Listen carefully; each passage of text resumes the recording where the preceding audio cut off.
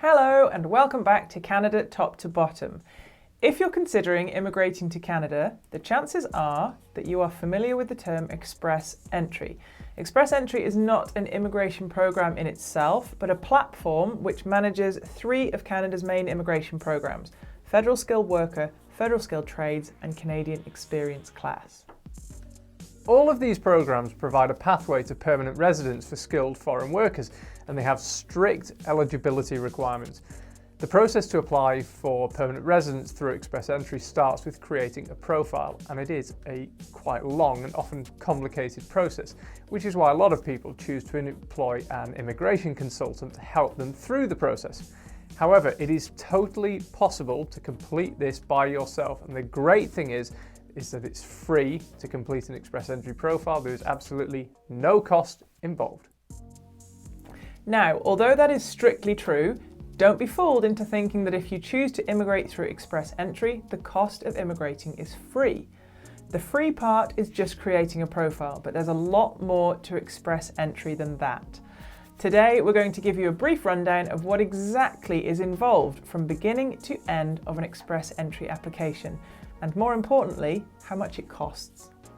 As we mentioned, the first step is to simply create a profile. For this, you don't need to upload any documents, just information. However, to get hold of some of this information will cost you money.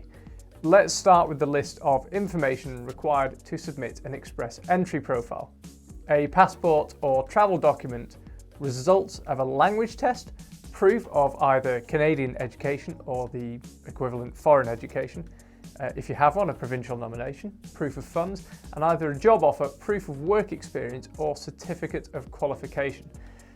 Some of this information will be readily available to you, whereas some of it you'll have to pay for. For example, a language test may set you back anything upwards of $300, or the equivalent in your currency. Getting an education credential assessment for your academic credentials will cost $240 in Canada, plus tax and shipping. And if your document isn't in English or French, expect to add another $100 plus to have it officially translated. Of course, the biggest outlay here for most people is the cost of hiring an immigration consultant or lawyer. This can cost a lot of money, and as we said, it is not required. You can absolutely do all of this by yourself. However, in our opinion, the money that you spend on ensuring that someone does it absolutely right and there are no mistakes is worth every penny. We chose to use a consultant when we immigrated, and we're so happy we did. Once you get started on your application, there are so many documents required, and we had so many questions during the process. We couldn't have conceived of trying to work it all out ourselves. If you are uprooting your life to move permanently to another country, you do not want to run any kind of risk of rejection or delay. So once your profile has been created, you've entered the Express Entry pool, and let's say you've been selected and offered an invitation to apply. What happens next, and what are the costs involved? At this point, you need to start submitting documents to prove your identity and status, such as birth certificates and marriage or divorce settlements, just for examples. As well as this, you need to provide a police certificate for every country you have lived in for 6 months or more in the last 10 years or since the age of 18. The cost of obtaining a police certificate varies wildly from free to over $100 depending on the country. The final cost involved here is a medical exam for every family member, including children. This cannot be with your family doctor, it has to be with a designated panel physician, of which there may only be a handful in your country, which likely means you will have to travel to get the exam done. The cost of the medical exam again varies from country to country, but to give you an example, we had our exams done in Austria and paid €250 per adult and €50 per child. Plus, we lived a 5-hour train ride away from the city where the only doctor was, so had the additional cost of a train journey for the family, plus a night in a hotel. As you can see, this all starts to add up. Once you've accepted your invitation to apply and are submitting your application for permanent residence, the last big cost is paying your government fees.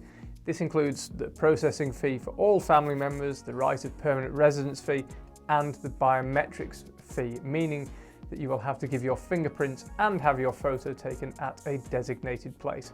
It's probably worth noting that, similar to the panel physicians, there may only be one biometrics collection point in your country, most often in the capital city, so it's not near where you live.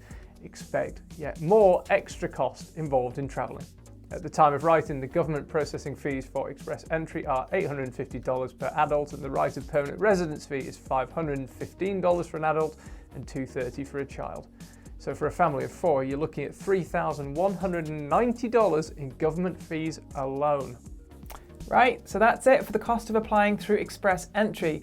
We'll leave it up to you to total up just how much it'll cost you, as it will vary enormously depending on which country you live in and where you live within that country, and whether you choose to hire an immigration consultant.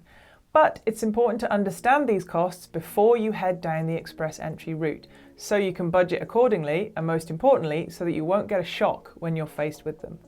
Let us know if you're thinking of applying through express entry and whether you were aware of the cost involved. Is it surprising, or pretty much what you expected? Don't forget to hit subscribe and stay tuned, and we'll see you next time.